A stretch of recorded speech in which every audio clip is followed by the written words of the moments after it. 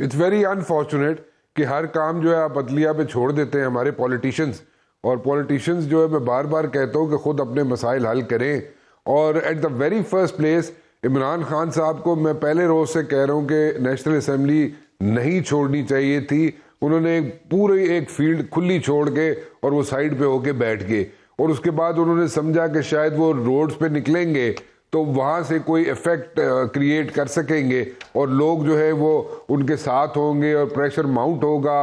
और इस वक्त हुकूमत डिलीवर नहीं कर सक रही, और वो एज सच जो उन्होंने डिसीजन लिए हैं हुकूमत ने, दे आर नॉट फेवरेबल, तो उनका रिएक्शन आएगा और प्रेशर माउंट हो जाएगा और इलेक्शन फौरी तौर पे हो जाएंगे।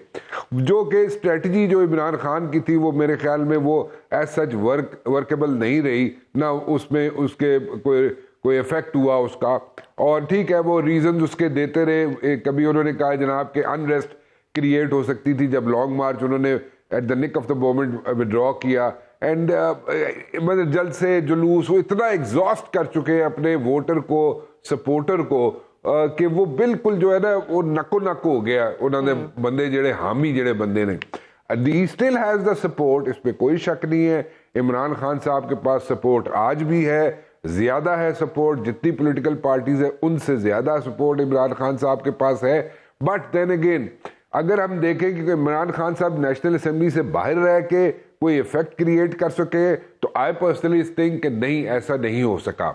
और अगर हम आगे थोड़ा सा चले, हम देखें केपीके की हुकूमत डिसॉल्व कर दी, पंजाब की हुकूमत डिसॉल्व कर दी, उसके जो इफेक्ट्स थे उसके बाद क्या होना था, वो स्ट्रेटजी भी एज सच मेरे ख्याल में प्रॉपर तरीके से गेज नहीं कर सके।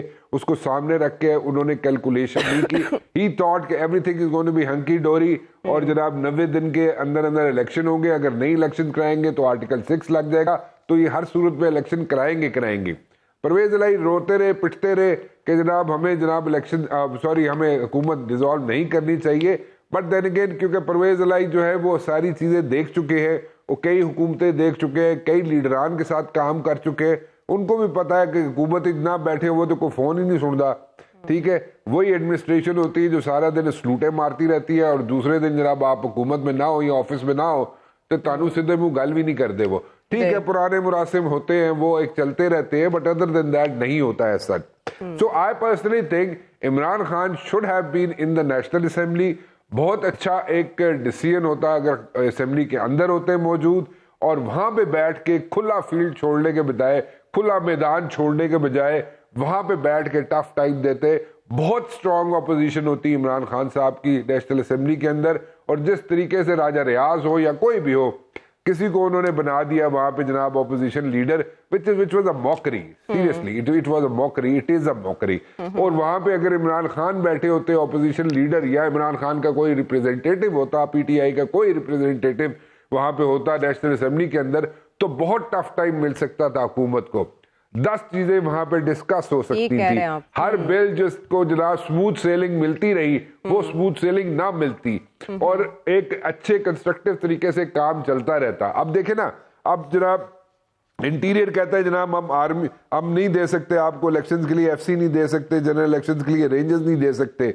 अब जो हमारे जनाब फरवरी 27 से लेके अप्रैल 3 तक जनाब हमारे डिजिटल सेंसेस हो रहे हैं, हम लोग एंगेज हैं। इसके बाद मिनिस्ट्री ऑफ फाइनेंस कहती है जनाब कि हम आपको नहीं इतने बिलियन 14.38 बिलियन नहीं दे सकते जनरल इलेक्शंस के लिए, और जनाब और उसके बाय इलेक्शंस के लिए 93 सीटों पे नहीं दे सकते। आप क्या कर लेंगे? लाहौर हाई कोर्ट का आपने खुद बता दिया। तो वो आप देखे ना, अगर आप बैठे होते इस वक्त असेंबली के अंदर, खान साहब से बड़ा स्ट्रॉन्ग ऑपोजिशन लीडर होना ही कोई नहीं था। खान साहब ने वहां पे मतलब कि नथ डाल के रखनी थी। तो वहां पे एक डिफरेंट सिनेरियो होता है इस वक्त, और हो सकता है उनमें से, जैसे मैं बार बार कहता हूँ, 20 बंदे जो गए थे वो हमारे प्राइवेट महफिलों में जब आके बैठते हैं तो उनमें से कई नाराज हैं, डिस्पाइट द फैक्ट कि 85 की यहाँ पे कैबिनेट बन गई है, लेकिन वो अभी भी नाराज है कि जी साढ़े काम कोई नहीं होंगे, छोटे छोटे काम नहीं होंगे जनाब, हुकूमत हमारे काम नहीं करती, या मिनिस्टर्स हमारे काम नहीं करते, पीपल्स पार्टी वाले अपने लोगों के काम करते हैं, नून लीग वाले अपने लोगों के काम करते हैं, जेयूआई वाले अपने लोगों के काम करते हैं, लेकिन वो सबके काम नहीं करते। सो उनकी एक नाराजगियां हैं। ये बड़ा इंपॉर्टेंट फैक्टर है, बड़ी इंपॉर्टेंट बात है। वो कहते जी अपनी अपनी जमाता दे काम कर देने, साढ़े काम नहीं कर दे, तो वो एक इशू था। अगर इमरान खान साहब नेशनल असेंबली में आज भी वापस चले जाते हैं तो आई पर्सनली थिंक एक बहुत अच्छी मूव होगी, और अगर वापस चले जाए मुझे नहीं पता अब उसका क्या सिनेरियो बनेगा, कितनी सीटों पे वहां पे बाय इलेक्शन होंगे नहीं होंगे, क्या सिचुएशन उसकी बन सकती है। राणा साहब, मसले का हल निकालना हो तो आपके ख्याल में हर कोई अगर एतराफ करना शुरू कर दे अपने गुनाहों का और जुर्म का तो तभी बात बन सकती है, या इसके अलावा भी कोई हल है? देखे, मैं बार बार कह रहा हूं, जितने सियासतदान है ना बैजवण आपस से ये सर जोड़ के बैठ जाए, मसाइल का हल निकल आएगा। ये नहीं निकाल रहे, और वो जो सिचुएशन बनाने की कोशिश कर रहे हैं ना ये कि जनाब फिर इमरान खान भी उसी कंटेनर पे होंगे और बाकी जमातों के लीडरान भी एक ही कंटेनर पे होंगे, और जनाब फिर ये कहेंगे जमहूरियत जमहूरियत और फलां चीज़ें होनी चाहिए, इकट्ठे हो जाएंगे। फिर वो टाइम नहीं आएगा। ठीक है, शाह साहब ने एक बड़ा मुजाहरा किया जनाब के जिस तरीके से निकाला इमरान खान को वो गलत था, सॉरी नवाज शरीफ साहब को निकाला वो गलत था, लेकिन वो ठीक है, शाह साहब को पहले कहना चाहिए था ना। अब शाह साहब किसके साथ अपने फेंसेस बेंड कर रहे हैं, किसके साथ अपने ताल्लुकात ठीक करने की कोशिश कर रहे हैं? शाह साहब को मतलब क्या इमरान खान साहब ने कहा उन्होंने उसकी वजह से कर रहे हैं, खुद कर रहे हैं, ये उनका अपना पीस। इमरान खान के बगैर तो शाह साहब चलते नहीं है। इमरान खान के बगैर तो शाह साहब जो है जिस तरीके से वहां पे होते हैं, जैसे इमरान खान वहां पे मौजूद होते हैं, तो वो मेरा नहीं ख्याल कि वो ऑन इज ओन कोई इस किस्म की स्टेटमेंट दे सकते हैं शाह साहब। तो डेफिनेटली उसमें इमरान खान साहब की इनपुट होगी, और वो क्यों है इनपुट और क्यों इस तरह के जनाब ख्यालात आने शुरू हो गए हैं कि प्रॉबेबली उनको कुछ और नजर आ रहा है आगे, या उनको भी वो हीट फेस करनी है जो मियां नवाज शरीफ फेस कर चुके हैं या मरियम फेस कर चुकी हैं। तो अब उन्हें वो नजर आ रहा है कि बैक टू स्क्वायर वन वाली सिचुएशन है, और उसी तरह पे बैक टाइम है ये प्रॉबेबली, इसलिए उन्हें ये बातें याद आ रही है। पहले क्यों नहीं याद आई? 3.5 पौने 4 साल क्यों नहीं याद आई? उस वक्त तो बहुत सी चीजें थी। मैं कोई हामी नहीं हूँ मुस्लिम लीग नून का, मैं कोई हामी नहीं हूँ मुस्लिम लीग नून की सियासत का, बट द पॉइंट इज कि अगर आज आपको ये चीजें याद आ रही है तो दैट मीन्स कि आप अपने लिए भी आगे कुछ देख रहे हैं। आप देख रहे हैं कि शायद आपको उस किस्म की सिचुएशन में पड़ना पड़ जाए तो आपको शायद वो पॉलिटिकल सपोर्ट मिल जाए। सो यही तो पॉलिटिकल सपोर्ट की बात कर रहा हूं कि बैठो आपस में। अगर नहीं बैठेंगे तो आपको इशू होंगे, और इतने सीरियस इशू होंगे आपके कि लोगों की देखें उम्मीदें टूट जाएंगी। नंबर 1, सियासतदानों से उम्मीदें टूट जाएंगी। उसको क्या करेंगे आप? वो ठीक कर सकेंगे? आप नहीं कर सकेंगे। आप सियासी ये पूरा सियासी निज़ाम जो है उससे उम्मीदें उठ जाएंगी लोगों की, उसको कैसे आप रिवाइव करेंगे? नहीं कर सकेंगे, साल लग जाएंगे, आप रिवाइव नहीं कर सकेंगे। उसके अलावा ये पॉलिटिशियन जितने हैं, इमरान खान के साथ मेजॉरिटी लोगों ने अपनी होप्स पिन की हुई हैं। इमरान खान साहब को वो कैसे वो कहेंगे कि उसको इमरान खान साहब को कैसे बेल आउट करेंगे वो कि जनाब इमरान खान साहब आप बाहर बैठ के आपने हर तरीका अपना लिया कि किसी ना किसी तरीके से जल्दी इलेक्शन हो जाए, नहीं हुए। सो आपने हर तरीके से प्रेशराइज कर दिया हुकूमत को भी, इस्टेब्लिशमेंट को भी, वो भी नहीं हुआ, उससे भी इलेक्शन जल्दी नहीं हुए, और अभी एक नया सिनेरियो बन गया, उसमें भी इलेक्शन नहीं हो रहे।